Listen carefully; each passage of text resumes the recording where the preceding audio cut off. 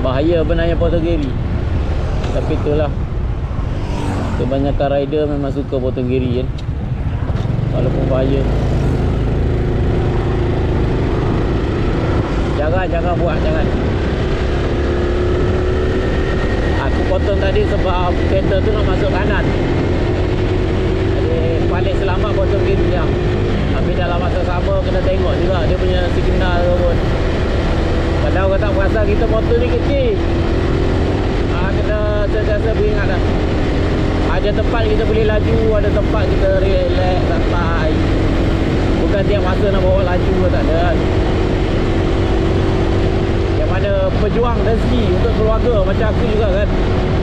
InsyaAllah aku doakan, sentiasa doakan, semoga kita semua dimurahkan rezeki.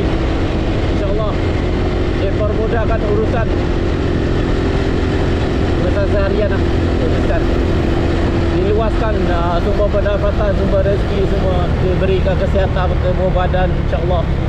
Ni aku nak cepat juga nak tinggal taman anak tengah training. Dia start training hari ni lepas rehat lama. Training lari lepas rehat lama puasa raya itu kan. Hari ni first day insyaAllah.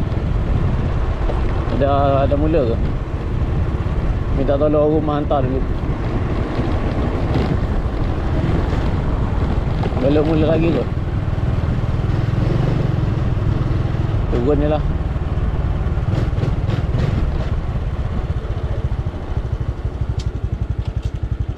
Singgah ya. Aduh.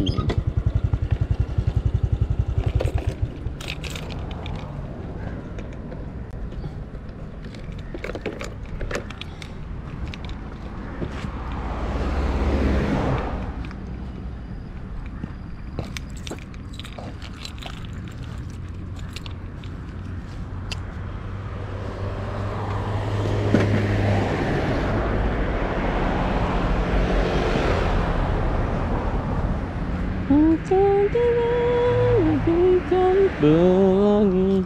Sial anak-anak kecil-kecil lagi dah kena paksa training. Member tak tahu apa lagi, dah kena paksa. Aduh, kadang kesian, tapi itulah untuk masa depan dia kena juga. Niat kita satu ya, untuk bagi dia sihat insyaAllah. Bukan, yalah benda macam ni bagus kan. Adik,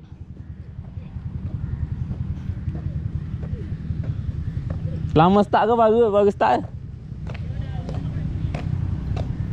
Budak besar belakang? Siapa? Bapa? Tak pakai jam apa? Mana ada jam? Kata lupa. Jam ke apa?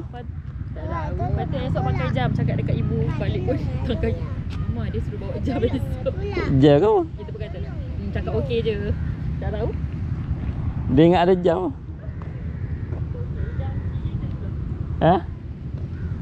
Tangan pun tak lepas pakai. Ha? Kita balik tukar kasut juga.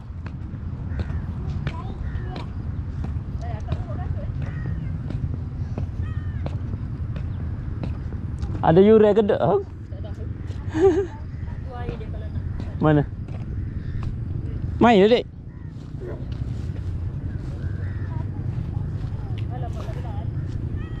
Oh, nak tengok kejap je waktu balik tukar kasut. Awak tak keluar pendek? Ha?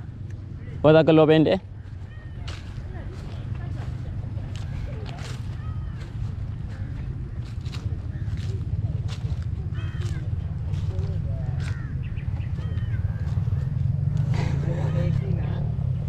Atau budak kecil.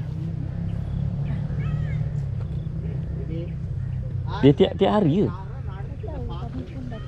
Hari ni juga.